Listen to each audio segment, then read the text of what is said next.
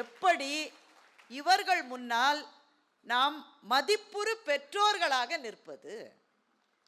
எப்படி நிற்க முடியும்? இப்போ டாக்டர் பேசுகிற போது சொன்னார், சிங்கத்தை அங்கே பார்த்துருக்கியா இங்கே பார்த்துருக்கியா, எனக்கு கடைசி ஸ்டெப்புக்கு போயிடுவாரோன்னு பயமாக இருந்தது. ஏன்னா ஓங்கி அடித்தா 1.5 டன் வெயிட்டடான அடுத்த சீன் சூர்யா எகிரி குதிச்சு டொம்முன்னு அடிப்பார். நல்ல வேளை அவர் பக்கத்தில் ராஜா தான் இருந்தாருன்னு வச்சுக்கோங்க. இந்த மாதிரி எப்பவுமே அரணாக இருக்கிற நண்பர்கள் நமக்கு கூடவே இருப்பாங்க எப்பவுமே. இப்போ இந்த ஜெனரேஷனோட கனெக்ட் ஆகிறது நமக்கு கஷ்டமாக இருக்குது. நாம் மகிழ்ந்தவைகள், நாம் ரசித்தவைகள், நாம் விரும்பியவைகள், இது எல்லாவற்றையுமே ஒரு எள்ளலோடு ஒரு நகைச்சுவையோடு அவ்வளவுதானே என்று கேட்கிற ஒரு தலைமுறையோடு பொருந்தி வாழ்வது என்பது நமக்கு மிகப்பெரிய பிரச்சனையாக இருக்கின்றது. இப்போ ஒரு 40-50 வயதில் இருப்பவர்கள் என்று இல்லை, அந்த வயதை தாண்டி நகர்ந்து கொண்டிருக்கிற போது வீட்டில் இருக்கிற யாரோடுமே அட்ஜஸ்ட் பண்ணி கொள்வது என்பது ரொம்ப ரொம்ப பிரச்சனையாக இருக்குது. மிகப்பெரிய பிரச்சனை முதல்ல வீட்டுக்கார அம்மாவோட அட்ஜஸ்ட் பண்ணுறது வீட்டுக்காரருக்கும், வீட்டுக்காரரோட அட்ஜஸ்ட் பண்ணுறது வீட்டுக்கார அம்மாவுக்கும் ரொம்ப கஷ்டமாக இருக்குது. அதனால தான் இப்போ அவர்கள் இருவரும் சேர்ந்து வாழ்ந்தால் அதுவே ஒரு ஜாயிண்ட் ஃபேமிலின்ற அளவுக்கு செலிப்ரேட் பண்ண வேண்டியிருக்கு. என்ன பிரச்சனை? சில பேர் சொல்லுவாங்க, என்ன பிரச்சனையாக இருந்தாலும் சரிங்க உட்காந்து பேசுங்க எல்லாம் சரியாயிடும். முதல்ல இந்த ஆட்களை நம்பாதீங்க. முதல்ல நீங்கள் வெளியில் அனுப்ப வேண்டியது இந்த ஆட்களை. உட்காந்து பேசாதீங்க தயவு செஞ்சு, பிரச்சனை ரொம்ப பெருசாக.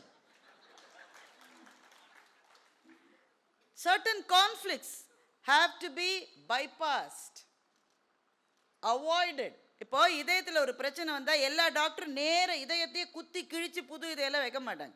அந்த ரத்த நாளம் போகிற பாதையை அப்படியே, ராஜா இங்கே தானே பிரச்சனை இருக்குது, நீ சைடு வாங்கி அப்படி போமா, அவ்வளோதானே சொல்ல முடியும். வாழ்க்கையும் அவ்வளோதாங்க. எல்லா பிரச்சனையும் நேரே நின்று நான் பேசி சமாளிப்பேன்னா ஒரு பிரச்சனையும் தீராது. வீட்டுக்காரம்மாவோட சண்டை வந்தால் பேசி அதை தீர்க்கவே முடியாது என்பதை அனுபவசாலிகள் ஏற்கனவே புரிந்து கொண்டிருப்பீர்கள். இப்படித்தான் ஒருத்தர் வீட்டுக்காரம்மாவோட, இந்த பாருமா டாக்டர் சொல்லியிருக்காரு, இந்த டாக்டர் இல்லை வேற ஒரு டாக்டர் சொல்லியிருக்காரு, எந்த பிரச்சனையும் உட்காந்து பேசினா சால்வ் பண்ணிடலான்னு சொல்லி டாக்டர் சொல்லியிருக்காரு. இப்போ நேற்றுக்கு உனக்கு எனக்கும் பிரச்சனையாச்சா, சண்டை வந்துச்சா, ஆமாம் உட்காந்து பேசி சரி பண்ணலாம். அந்த அம்மா அவர் சரி சொல்லுங்கள் பேசலாம். நேற்றுக்கு நான் ஏன் அப்படி சொன்னேன், நேற்று நீங்கள் என்ன சொன்னீங்கன்றது ஒரு பக்கம் இருக்கட்டும், போன மாதம் 30ஆம் தேதி என்ன செஞ்சீங்க? போன மாதம் 30ஆம் தேதின்னு ஒன்று இருந்ததே அவருக்கு மறந்து போயிடுச்சு. நான் என்ன பண்ணேன் 30ஆம் தேதி, நீங்கள் பண்ணினது இருக்கட்டும், அன்றைக்கி உங்கள் அம்மா ஃபோன் பண்ணாங்களே அவங்க என்ன சொன்னாங்க? எங்கள் அம்மா அன்றைக்கி ஃபோன் பண்ணாங்களா? உங்கள் அம்மா மாத்திரமா ஃபோன் பண்ணாங்க? உங்கள் அக்கா பண்ணாங்க, உங்கள் தங்கச்சி பண்ணாங்க, குடும்பமாக சேர்ந்து கும்மி அடிச்சிங்களே, அன்றைக்கி என்ன நடந்தது? சத்தியமாக இவருக்கு நினைவு இருக்காது. இந்த அம்மா இன்னும் இதே ரேஞ்சில் ஒரு 20 கேள்வி கேட்டால் பேச்சுவார்த்தை தோல்வியில் முடிஞ்சால் கூட பரவாயில்ல, குத்து வெட்டில் கொத்து பரோட்டாவாக முடிஞ்சிடும். அதனால் எல்லா பிரச்சனையும் நேர போய் சால்வ் பண்ணணும்னு நினைக்காதீங்க. Some conflicts have to be avoided. அப்படியே பைபாஸ்லேயே போய் இப்போ உங்கள் கோயம்புத்தூரில் பாருங்கள், சிக்னலுக்கு நிற்கிறீங்க, சுற்றி யூட்டர்ன் வந்து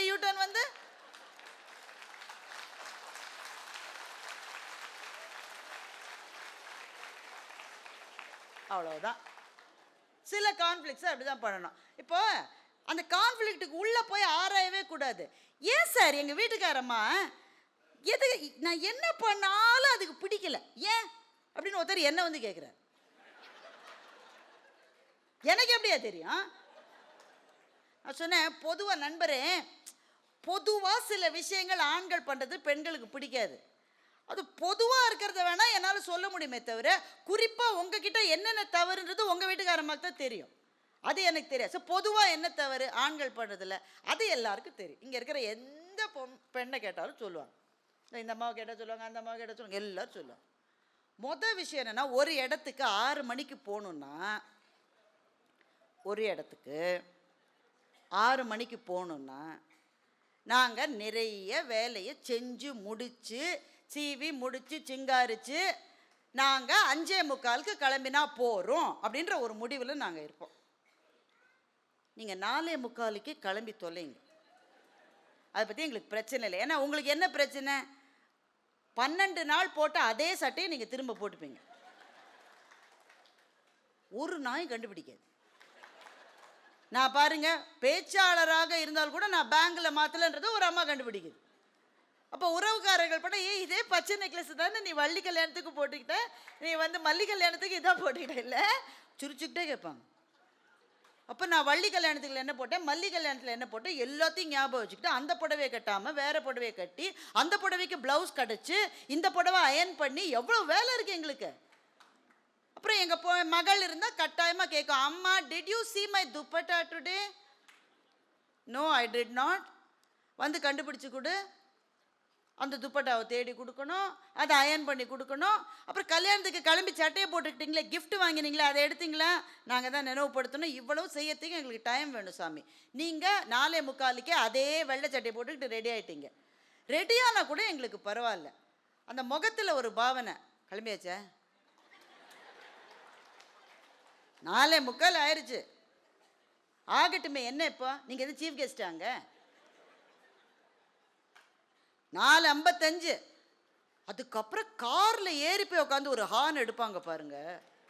அப்போ வரும் பாருங்க ஒரு கோபம். அந்த கோபத்துக்கு ஈக்குவலான ஒரே கோபம் இந்த நவராத்திரியில் சக்தி மகிஷாசுரனை வர்தனம் செய்யும் போது வந்த கோபம் மாத்திரம்தான் அது ஈக்குவலாக இருக்க முடியும்.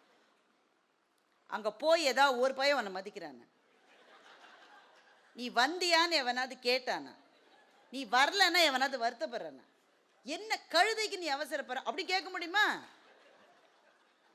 இதுதான் முதல் இரிட்டேஷன்.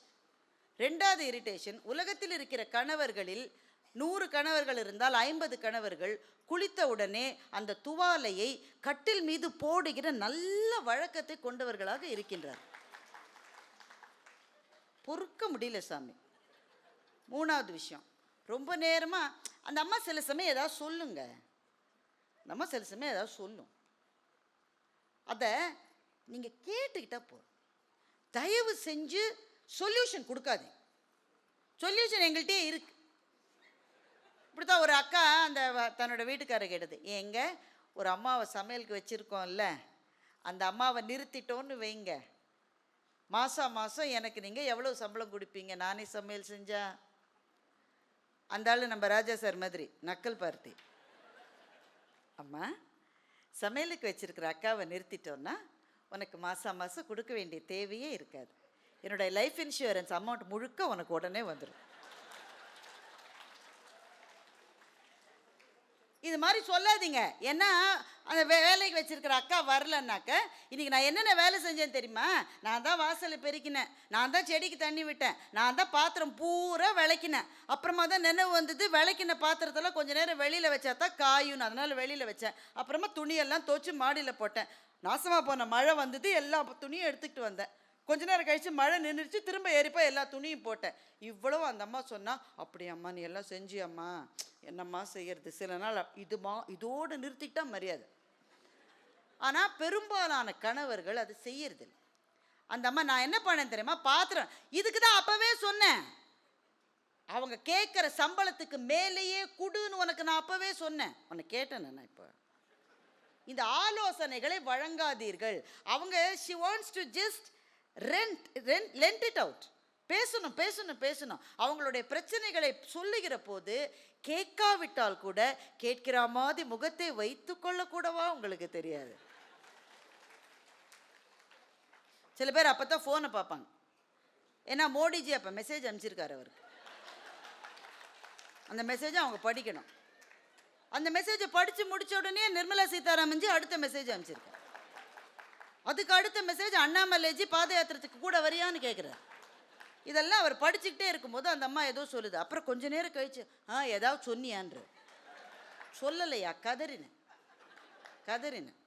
2 சட்னி வச்சுருக்கோம் அந்த அம்மா தோசைக்கு. ஃபோனை பார்த்துக்கிட்டே ஒரே ஒரு சட்னியை மாத்திரம் இப்படி இப்படி இப்படி இப்படி வச்சு சாப்பிட்டுட்டு வெளியில் போயிட்டு, இன்றைக்கே கார சட்னி வைக்கல, கண்ணை திறந்து பார்த்து தொலை, பக்கத்துலேயே இருக்கு, ஒரே சட்னியை தின்னுட்டு நீ போயிருக்க. சில பேர் அதை விட ரொம்ப மோசம், தாங்கவே முடியாத கொடுமை என்னென்னா, அப்படியே சாப்பிட்டுட்டு அப்படியே போகும். அந்த அம்மா நிறுத்தி, எப்படி இருந்தது இன்னைக்கு புதுசாக ஒன்று பண்ணியிருக்கேன், எப்படி இருந்தது? புதுசா? நல்லா இருந்தது, நல்லா இருந்தது, நல்லா இருந்தது. இதுக்கு நீ சொல்லாமலே இருக்கலாம்.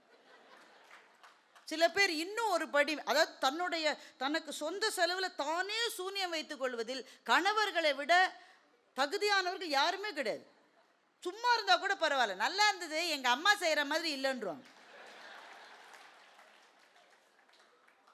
ஒரு அம்மா தினம் சொல்லிச்சு அவங்க வீட்டுக்காரர்கிட்ட, தினம் வைக்கிறல்ல, ஒரு நாளாவது நல்லா இருந்துன்னு சொல்லியிருக்கீங்களா? கேட்டுக்கிட்டே இருந்து தினம் மறந்து போயிடுவார். திடீர்னு ஒரு நாள் ஞாபகம் வந்து சாப்பிடும்போது, ஐயோ தினம் கேட்பாள், இன்னைக்கு சொல்லி தொலைச்சிடுவோம், இன்னைக்கு சாம்பார் சூப்பர்மான்னு. அந்த அம்மா கோச்சிக்கிட்டு அம்மா வீட்டுக்கு போயிடுச்சு. ஏன்னா அன்னைக்கு உடம்பு சரியில்லைன்னு பக்கத்து வீட்டில் சாம்பார் கடன் வாங்கிருக்கு.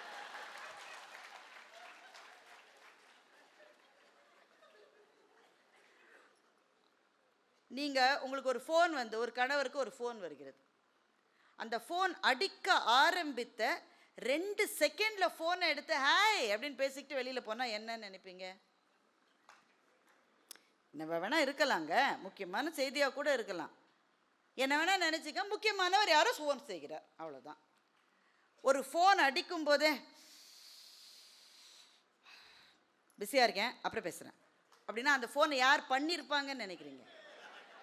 சந்தேகமே வேணும், சந்தேகமே வேணும், கட்டாயம் வீட்டுக்காரம்மா ஃபோன் தான்.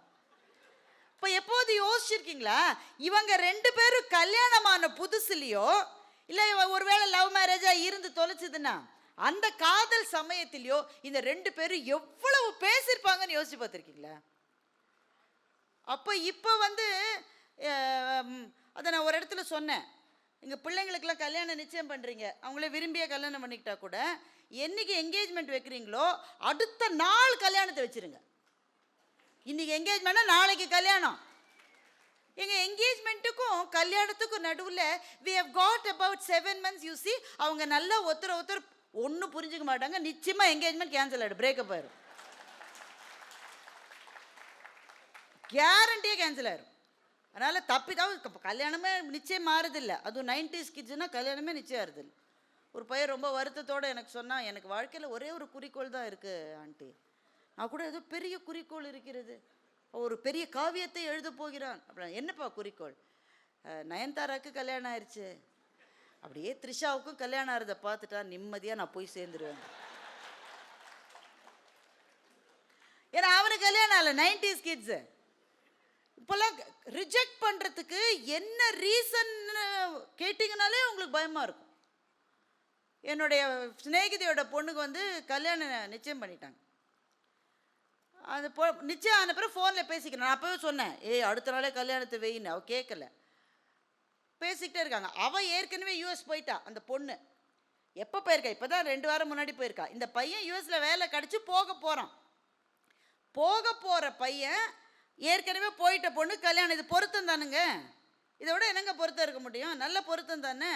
கல்யாணத்தை கேன்சல் பண்ணிட்டா, பிரேக்கப்பு. என்னம்மா காரணம்? ஆனால் ஒரு காரணம் சொன்னால் பாருங்கள். அந்த பையன்ட்ட அவள் கேட்டாலாம், which part of US you are going to? அவன் சொன்னான்னா சான் ஜோஸ்ன்னு சொன்னான். இந்த யூஎஸில் அந்த பயல்களுக்கு அறிவில்லைன்றதுக்கு வேறு உதாரணமே வேண்டாம். சான் ஜோஸ்ன்னு எழுதியிருக்கிற மாதிரி நமக்கு தோணும், ஜேஓஎஸ்ன்னு. ஆனால் அதை சான் ஜோஸ்ன்னு சொல்லக்கூடாது, சான் ஓசேன்னு சொல்லணும்.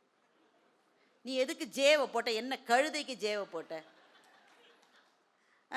நம்மளாம் சின்ன வயசுலலாம் நாங்களாம் வாழ்க்குன்னு தான் சொல்லுவோம், WALKவை வால்க்குன்னு தான் சொல்லுவோம். எங்கள் டீச்சர் வந்து கரெக்ட் பண்ணுவாங்க, வாக் மிஸ் எல் இருக்கு மிஸ் சொல்லக்கூடாது.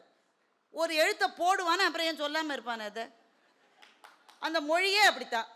இவன் சொல்லிட்டா, சான் ஹோசேன்னு சொல்ல தெரியாத ஆளெல்லாம் வச்சுக்கிட்டு நான் என்ன தான் செய்ய முடியும்? யூஎஸில் ஒன்றுமே சரியாக நீ இவளே யூஎஸ்க்கு இப்போ தான் போயிருக்கா.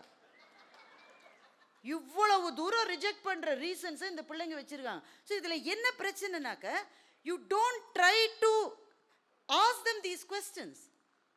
நீ ஏன் இப்படி இருக்க? ஏன் இந்த மாதிரி ட்ரெஸ் பண்ணுற? ஏன் கல்யாணம் வேணாங்கிற? ஏன் இந்த பாட்டை கேட்குற? அந்த அனிருத்தோட மியூசிக்கை எவ்வளோ படத்தில் தான் நீ கேட்ப?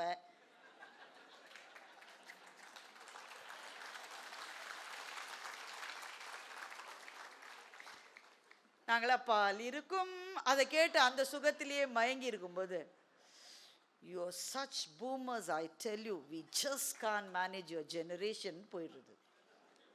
அதனால் என்ன சொல்கிறேன்னா, வீட்டுக்காரம்மாவோட பிரச்சனை வந்தால் பைபாஸில் போயிடுங்க. பிள்ளைகளோட பிரச்சனை வந்தால் பிரச்சனையே இல்லாத மாதிரி சிரிச்சுக்கிட்டே இருங்க.